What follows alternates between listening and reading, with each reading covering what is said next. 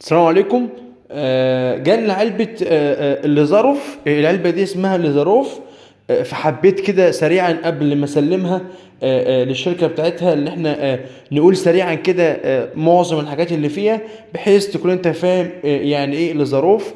فاحنا عندنا اول حاجة خالص حاجة اسمها حلقان الليزاروف. ده الحلق بتاع الليزاروف. بيتكون من مقاسات معينة بتبدأ من 14 لحد 22. ده اسمه حلق ليزاروف.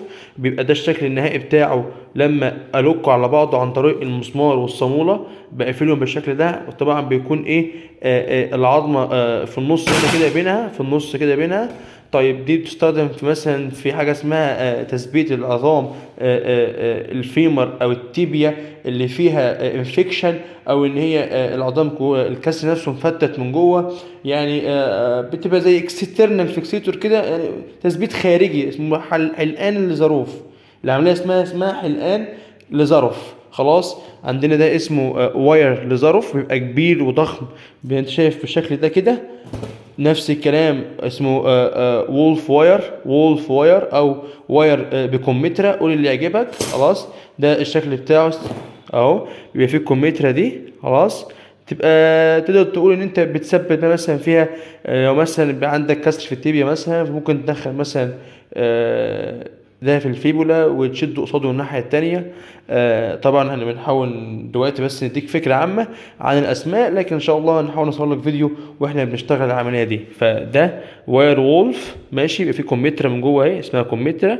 خلاص. اللي بتاع الضخمة المدورة دي. لكن ده واير عادي خالص، اسمه واير لظروف طويل ما فيهوش كمثرى ولا حاجة. تمام. عندنا ده اسمه قرش. خلاص. قرش بيبقى مثلا بيستخدموه لو عايز يثبت على ناحية واحدة. اللي هو كان مثلا عندي كسر في الفيمر، والكسر مثلا بروكسيمال شوية، عشان ما اقربش، عشان ما الفش حلقة كاملة حوالين الفخذ زي كده، فممكن الف عن طريق القرش ده. تمام. طبعا احنا هنا كده الحلقان بنرصها في العلبة بالستايل ده.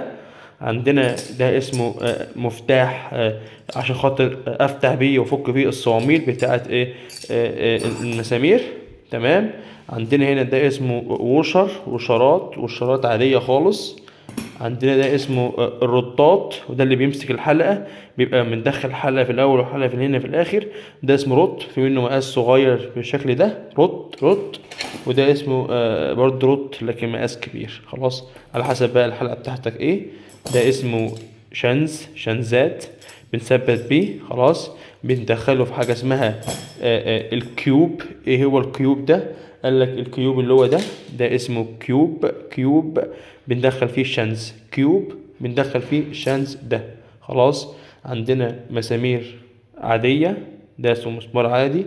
عندنا مسمار بينكتف بيه الواير اهو. شايف انت الحته المشطوفه اللي جوه دي عشان اثبت عليها الواير بعد ما بدخله في العظمه بتاعتي. عندي دي شريحه تويست، اسمها شريحه تويست، لكن دي اسمها شريحه عاديه. خلاص. عاديه ستريت يعني. عندنا حاجه اسمها هينج، ده اسمه هينج. خلاص. هينج ماشي. ده اسمه رانكو. برضو ينفع ان انا ادخل فيه الشنز واثبت بيه، بيركب على الحلقان. اسمه رانكو. خلاص. عندي حاجه اسمها ميل بوست، ده اسمه ميل بوست، لكن ده اسمه فيميل بوست. خلاص. فيميل بوست. بيلوكوا على بعض. ماشي. بندخلهم في بعض بالشكل ده كده، وابدا ان انا الوك معايا. خلاص. ماشي. ميل بوست وفيميل بوست. بشكل عام ده اللي ظرف. خلاص. ممكن تكون العلبة دي ناقصها آلة أو آلتين، لكن نقدر نشتغل بيها، مفيش مشكلة عندي خالص. طبعا معايا قصافتي ومعايا تنيتي ومعايا الباور بتاعي والسي ار مشغل معايا. ده كان فيديو بسيط خالص عن علبة الليزاروف، ونوضح الفرق بين الحاجات اللي فيها واسمائها ايه. حبينا بس نبسط لك المعلومة.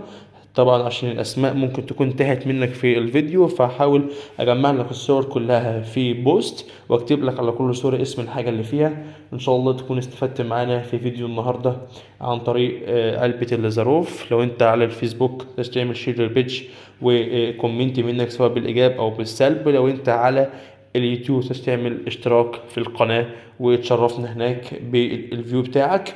انا مصطفى جلال، وان شاء الله انتظرنا في فيديو قادم. شكرا. السلام عليكم.